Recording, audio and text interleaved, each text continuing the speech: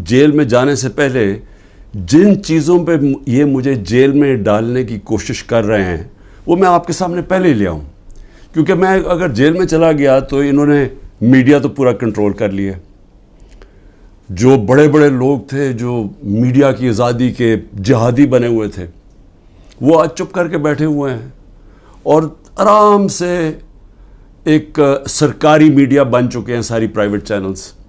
तो मुझे किसी ने सुना नहीं है, एक दफ़ा मैं अंदर चला गया जेल में, तो लिहाजा ज़रूरी ये है कि मैं आपके सामने पहले ही चीज़ें रखती हूँ। जो ये कोशिशें हो रही हैं और बड़ी तेज़ी से कोशिशें हो रही हैं कि ये जेल में चला जाए केयरटेकर गवर्नमेंट के आने से पहले, तो मैं सबसे पहले साइफ़र का ज़रा मैं आप सबके सामने रखता हूँ कि असल में इनको ये समझ नहीं आई कि जितनी साइफ़र के ऊपर बात होगी, ये जितने भी पावर में बैठी हुई हैं पीडीएम के लीडर्स और जो पुराने आर्मी के चीफ जनरल बाजवा, ये जितनी भी साइफ़र के ऊपर तहकीकात होंगी इनके ऊपर उंगलियां आएंगी। मजलूम तो मैं था और मेरी गवर्नमेंट थी। हमारी गवर्नमेंट गई, जैसे साइफ़र आया उसके अंदर बार बार मैं बता रहा हूँ कि एक अमेरिकी ऑफिशियल डोनाल्ड लू हमारे एम्बेसडर को कहता है, असद मजीद को, वाशिंगटन में, कि इमरान खान को तुमने वोट ऑफ नो कॉन्फिडेंस में हटाना है, अगर ना हटाया तो पाकिस्तान के लिए मुश्किलात होंगी।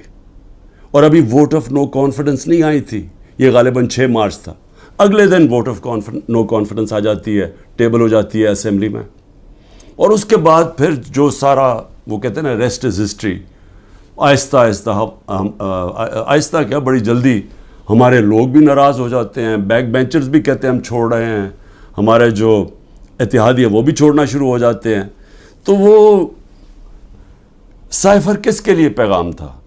वो पैगाम उसी के पास था ना जिसके पास पावर थी, जिसके पास एजेंसीज थी, जो इन सब को भेड़ बकरियों की तरह उधर ले जा सकता था दूसरी तरफ और गवर्नमेंट करा सकता था, वो जनरल बाजवा था।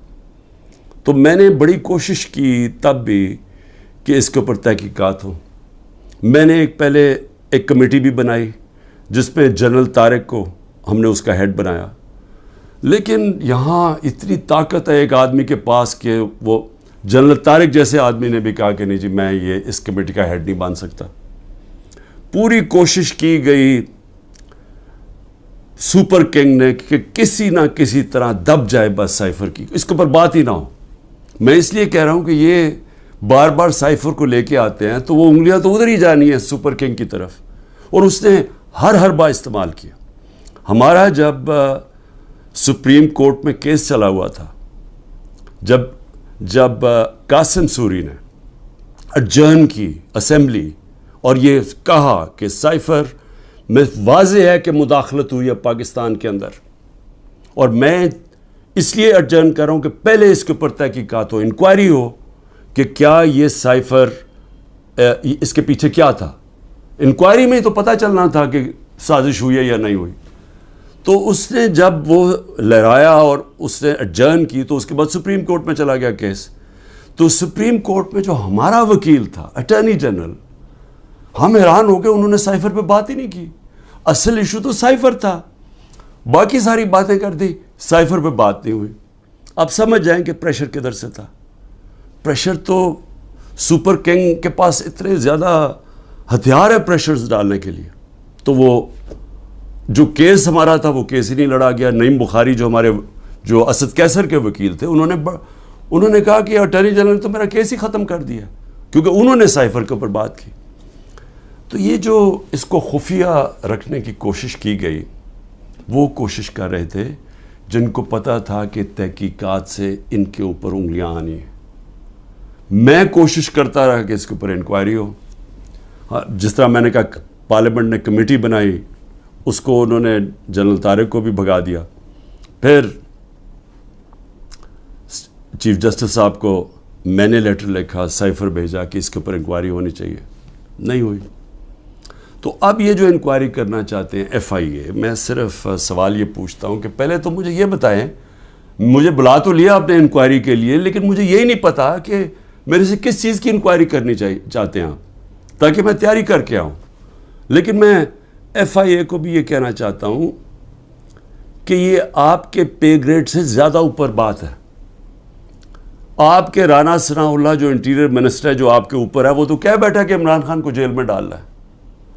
وہ ابھی کوئی انکوائری کا مجھے بھی نہیں پتا. ابھی تو ہمیں 164 کا بیان بھی ہمارے سامنے نہیں آیا. ابھی تو نیوز آئٹمز آ رہی ہیں نا کہ جی اعظم خان نے یہ کہہ دیا. ہمارے سامنے تو ابھی کچھ نہیں آیا کیونکہ میں نے اپنے وکیلوں سے پوچھا تو کسی کی وکیل کو بھی پتہ نہیں کہ وہ کون سا بیان ہے اعظم خان کا جو 164 پہ آتا ہے. یہ تو نیوز آئٹمز آ رہی ہیں. تو ابھی سے ہی وہ کہنا شروع ہو گیا ہے کہ جی اس نے جیل میں جانا ہے جو ایف آئی اے کا ہیڈ ہے. تو ایف آئی اے کی کیا حیثیت رہ گئی؟ تو ہمیں تو پتہ انہوں نے کیا کرنا ہے. لیکن قوم کو پتہ ہونا چاہیے کہ یہ اتنا بڑا ظلم ہوا اس ملک کے ساتھ جو انہوں نے جو گورنمنٹ گرائی ہماری, جو میں نے آپ کو بتایا بھی کہ آئی ایم ایف کی صرف آپ رپورٹ پڑھ لیں کہ انہوں نے بتایا کہ انہوں نے یہ جو منی لانڈررز تھے اور این آر او والے یہ جو لیڈرز تھے انہوں نے آ کے پاکستان سے 14 مہینے میں کیا اور عوام کو کتنی تکلیف ہوئی, کتنی تکلیف سے عوام گزر رہی ہے اور مزید اور آگے تکلیف آنے والی ہے. ایک وہ گورنمنٹ جس کی بہترین پرفارمنس تھی اور وہ صرف اور صرف اب ضرورت نہیں ہے, آپ آئی ایم ایف کا ہی پڑھ لیں نا. آئی ایم ایف تو ہمارے نیچے نہیں ہے. اکنامک سروے پڑھ لیں جو کہ انہوں نے شائع کیا تو وہ تو اب واضح ہے کہ ایک حکومت جو بہترین پرفارمنس دے رہی تھی, جو لوگوں کے حالات بہتر کر رہی تھی, روزگار بڑھتا جا رہا تھا. فیصل آباد کے اندر ٹیکسٹائل کے ورکرز نہیں مل رہے تھے. یعنی دور سے وہ ٹیکسٹائل والے ہمیں کہتے تھے کہ ہم سکول کھولنا چاہتے ہیں, ہمارے پاس ورکرز کم ہو گئے ہیں, جو ہماری سب سے بڑی ایکسپورٹ ہے ٹیکسٹائلز کی. تو ادھر سے وہ گرتے گرتے آج یہاں پہنچ گئے ہیں کہ سکریپ میں بیچی جا رہی ہے مشینری اب. اور یہ جو اب مزید اور مہنگائی آ رہی ہے, ذرا پوچھیں تو صحیح کہ جو بے روزگاری بڑھتی جا رہی ہے, پوچھیں لوگوں کے ساتھ گزارا ہوتا کیسے ہے, کون ذمہ دار ہے اس کا. یہ سائفر کے اوپر جب تحقیقات ہوں گی تو پتہ چلے گا کہ کتنی بڑی سازش ہوئی ہے. تو میں تو چاہتا ہوں کہ ایک صحیح معنی میں اس کے اوپر انکوائری ہو. میں تو تب بھی کوشش کر رہا تھا لیکن تب تو ہونے نہیں دی. تو اللہ کرے کہ اس میں سے ہی کچھ چیز نکلائے. لیکن یہ ایف آئی اے نہیں کر سکتی کہ وہ تو کنٹرولڈ ہے انہی لوگوں سے جو انہوں نے فائدہ اٹھایا یہ سازش سے. دوسری چیز ہے, اب 2 اور میرے اوپر نیب کے کیسز ہیں. ایک ہے القادر. اب القادر کے اوپر میں آپ کو بتا ہی چکا ہوں کہ وہ کیس یہ ہے کہ عمران خان نے ملک ریاض کو فائدہ دلوایا کیونکہ اس نے اس سے پہلے القادر یونیورسٹی بنائی تھی. اور القادر یونیورسٹی کیا ہے؟ چیریٹی کی یونیورسٹی. چیریٹی کا مطلب یہ کہ سیرت نبی کے اوپر جو ہمارا جو آئیڈیا ہے کہ لوگ لیڈرز نکلے نبی صلی اللہ علیہ وسلم کی سیرت کے اوپر چل کے, جو دنیا کے سب سے بڑے لیڈر تھے, اس کے اوپر ایک بیس کیا کہ کوشش کی کہ اس ملک کے اندر سمجھ تو آئے. اور پھر صوفیزم, اتنے زیادہ لوگ بڑے بڑے ہمارے صوفی جو لیڈرز تھے, لیڈرز میں کہوں گا ان کے بہت بڑے لوگ, آج بھی عرس پہ لاکھوں لوگ آتے ہیں, ان کے کلام کا پتہ تو چلے, لوگ آ کے چلے جاتے ہیں, یہ تو پتہ چلے کہ وہ پیغام کیا دینے آئے تھے. تو ایک تو یہ, اور پھر دوسری ٹیکنالوجی. یہ مقصد تھا. اور سارے آج القادر میں مفت پڑھ رہے ہیں, سارے غریب گھرانوں کے ہیں, اور وہ یونیورسٹی چل رہی ہے, اور وہ پیسہ جو ہے وہ وہاں لگا ہوا ہے. اس میں عمران خان کا کیا ذاتی فائدہ ہے؟ اس پہ مجھے یہ سمجھا دیں کہ مجھے کدھر سے فائنینشیل بینیفٹ ہوا ہے. یعنی اگر پوچھنا ہے فائنینشیل بینیفٹ تو دیکھیں کہ ملک ریاض نے بلاول ہاؤس بنایا یہاں لاہور کے اندر, ذرا دیکھیں کتنے اربوں روپے کا بنا ہے. وہ دیکھ لیں کہ جو لنڈن کے اندر جو ملک ریاض کا 190 ملین پاؤنڈ آیا جو آج سپریم کورٹ میں پڑا ہوا ہے, تو اس میں سے 50 ملین پاؤنڈ انہوں نے گھر خریدا ہے لنڈن میں حسن شریف سے, نواز شریف کے بیٹے سے. یہ پوچھیں کہ 18 ارب روپیہ, کم از کم 17-18 ارب روپیہ ہے. 18 ارب روپے کا نواز شریف کے بیٹے کے پاس پیسہ کدھر سے آیا گھر خریدنے کا؟ کیا اس لیے وہ بھاگ گئے تھے باہر؟ جب نیب نے ان کو بلایا اور پوچھ رہا تو دونوں بیٹے باہر بھاگ گئے کہ جی ہم پاکستان کے شہری نہیں ہیں. اس کے اندر وہ پوچھا کسی نے ان سے؟ اور پیسہ بھی یہاں پڑا ہے. اگر وہ کہتے ہیں غلط ماد میں آ گیا وہ گورنمنٹ آف پاکستان میں، بھئی آپ پیسہ پڑا ہوا ہے سپریم کورٹ میں، آپ انہیں کہیں کہ وہاں ادھر ٹرانسفر کر دیں، لیکن ثابت کرنا پڑے گا کہ کیا یہ پیسہ منی لانڈرنگ کا تھا یا نہیں. وہ پاکستان گورنمنٹ کو اور برطانیہ میں ثابت کرنا پڑے گا. تو ہمارے پاس بھی یہی چوائس تھی، ہم نے پیسہ منگوا لیا، پیسہ یہاں پڑا ہے، تو چوری کدھر ہے اس میں؟ یہ القادر. دوسرا توشہ خانہ. اب توشہ خانہ کا ذرا سمجھ جائیں وہ توشہ خانہ ہے کیا. یہ لوگوں کو ہے جی پتہ نہیں کیا اتنا بڑا اس کو بنا دیا. 70 سال سے توشہ خانہ کے اندر وہی قانون چلتے آ رہے تھے. جو بھی آپ کو گفٹ ملتی ہے، اور وہ یاد رکھیں پرائم منسٹر کو نہیں ملتی، پریزیڈنٹ کو ملتی ہے، آرمی چیف کو ملتی ہے، وزیروں کو ملتی ہے، پرائم منسٹر کا جو ملٹری سیکرٹری ہے اس کو ملتی ہے. یہ جب جاتے ہیں باہر تو یہ گفٹس ملتی ہیں. قانون سب کے لیے ایک ہے.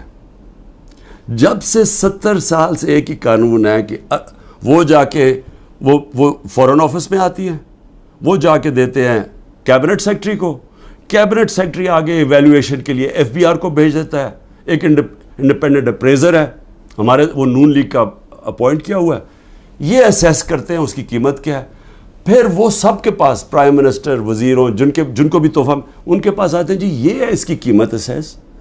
اگر آپ اس کو لینا چاہتے ہیں تو اتنی قیمت دیں اور یہ گفٹ آپ رکھ سکتے ہیں. اور اگر یہ نہیں لینا چاہتے تو یہ بھی سمجھ جائیں وہ پھر آکشن ہوتی ہے، وہ جا کے کوئی بھی خرید سکتا ہے. یہ ہے قانون.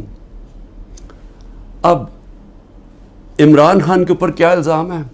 میں جب تحقیقات میں کہ جی وہ جو انہوں نے اسیس کیا تھا، وہ جو آپ نے جو اس کی قیمت تھی گفٹ کی، وہ انہوں نے کم دکھائی ہے. بھئی اگر انہوں نے کم دکھائی ہے، وہ لوگ ابھی بھی بیٹھے ہوئے ہیں، ان سے پوچھیں کیوں کم دکھائی ہے. میں تو ان میں سے کسی کو نہیں جانتا. مجھے تو جو ملٹری سیکرٹری آ کے بتاتا ہے کہ جی یہ قیمت ہے، یہ آپ نے دینا، میں اسی کے مطابق چلا. جو بھی ہے میرا سارا کچھ ڈکلیئرڈ ہے، سارا کچھ ایف بی آر کے پاس ریکارڈ ہے. ساروں کے اوپر جو بھی میں نے اگر کسی کو بیچا اس کے اوپر ٹیکس دیا ہوا ہے، وہ ریکارڈ ہے. سب کچھ ان کے پاس پڑا ہے. کیس ہے کیا؟ وہ کیس ٹرائل پہ چل رہا ہے. جج صاحب بڑی تیزی میں ٹرائل چلا رہے ہیں. سب جوڈس ہے، میں اس کے اوپر بات نہیں کروں گا.